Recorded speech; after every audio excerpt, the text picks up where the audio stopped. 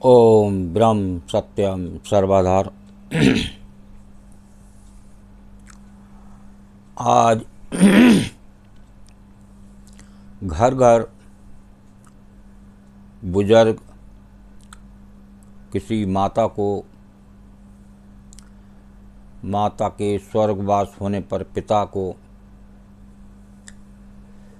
कहीं पुत्र के द्वारा कष्ट, कहीं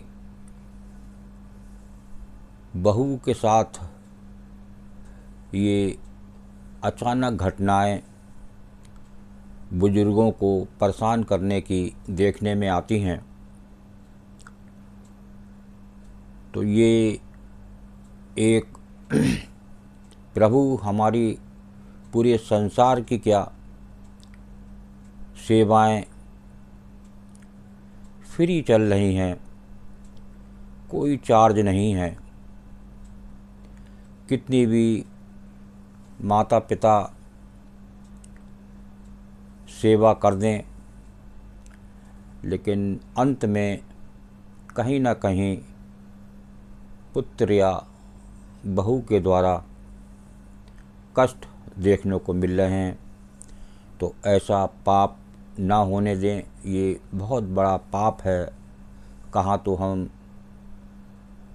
एक पिता को परमेश्वर रूप, एक ईश्वर रूप जानते हैं, लेकिन उनके साथ कैसा बर्ताव कर रहे हैं। तो आइए एक प्रसंग द्वारा श्रवण करते हैं कि देखिए ये आपको प्रसंग क्या संदेश दे रहा है, किस प्रकार की शिक्षा दे रहा है, क्या हम इस प्रसंग से अच्छा कुछ ले सकते हैं, बस ये जानने की ज़रूरत है। तो आइए श्रवण करते हैं एक छोटा सा प्रसंग। जल्दी जल्दी नींद में बिस्तर पर पेशाब कर देने के बाद मनोहर जी उसे साफ करने में लगे थे, ताकि कहीं बहू और बेटा ना देख लें। कल ही तो बहू काजल ने नई चादर बिछाई थी और काफ़ी सुनाया था भी अपने पति रवि को कि अगर इस बार पापा जी ने फिर से चादर गंदी की तो वो इसे साफ नहीं करेगी, भले ही घर छोड़ना पड़े। इसी वजह से बेटे बहू ने कल से उन्हें ज़्यादा पानी भी नहीं पीने दिया था। ये स्थिति है घर घर की। कितना डरे हुए थे मनोहर जी अपने बेटा और बहू से। कहीं फिर से मनोहर जी ऐसा ना कर दें। 85 वर्षीय मनोहर जी को जब से किडनी की समस्या हुई है, तब से ऐसा कभी कभी हो जाता है। बेचारे मनोहर जी को बहुत अफसोस होता था।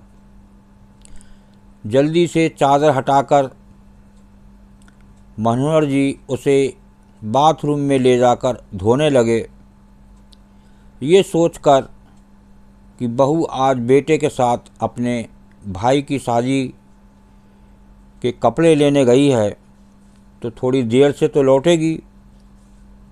उन्हें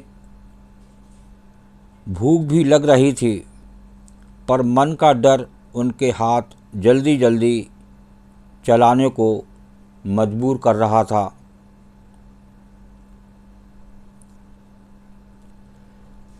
ये स्थिति है परिवारों की।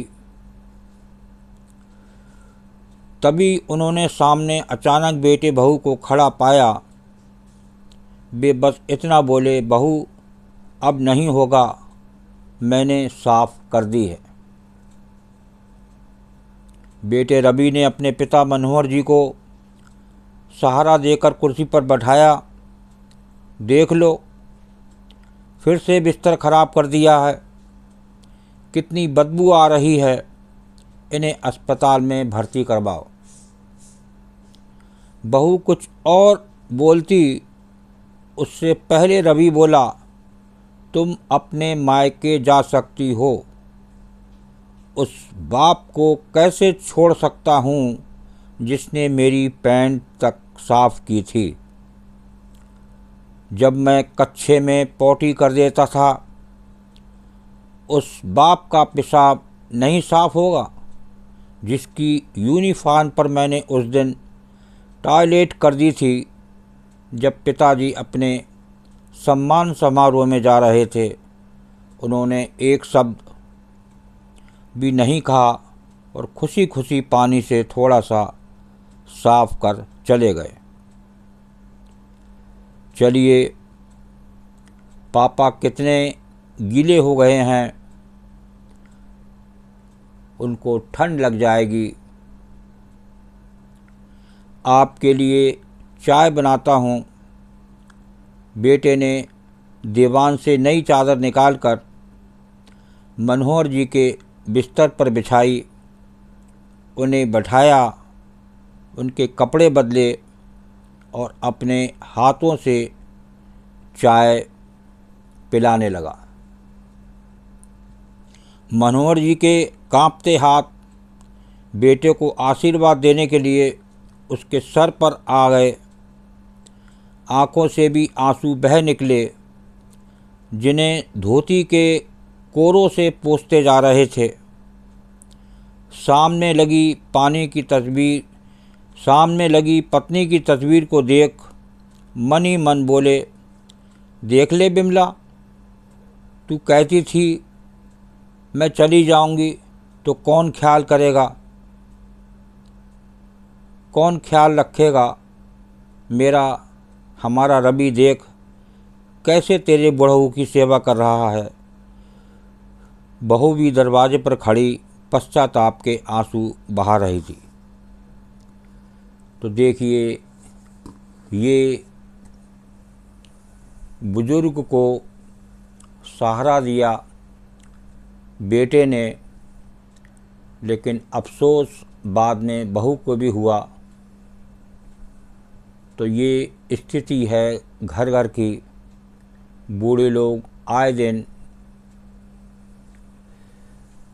जो वृद्ध आश्रम होते हैं उसमें डाले जा रहे हैं कि उनकी सेवा ना करना पड़े। एक ईश्वर पूरे संसार की सेवा कर रहा है, निस्वार्थ सेवा चल रही है, लेकिन आज घर घर की स्थिति बड़ी दयनीय है। बड़ा पाप हो रहा है ये घर घर, ये घोर पाप है। नरक में भी जगह नहीं मिलेगी ऐसा करने से। लेकिन बेटे ने एक सहारा देकर बूढ़े पिता को संभाला और उन्हें सांत्वना दी। देखिए, ये है घर घर की कहानी। इसको ज़रूर सेवन करें, कोशिश करें इस प्रकार का पाप ना हो जो नरक में भी जगह ना मिले। ओम ब्रह्म सत्यम सर्वदा दास का प्रसंग अच्छा लगा हो तो ज़रूर शेयर करें ताकि और भी लोग सुने और एक बूढ़ी माता पिता की सेवा कर सकें। ओम ब्रह्म सत्यम सर्वदा।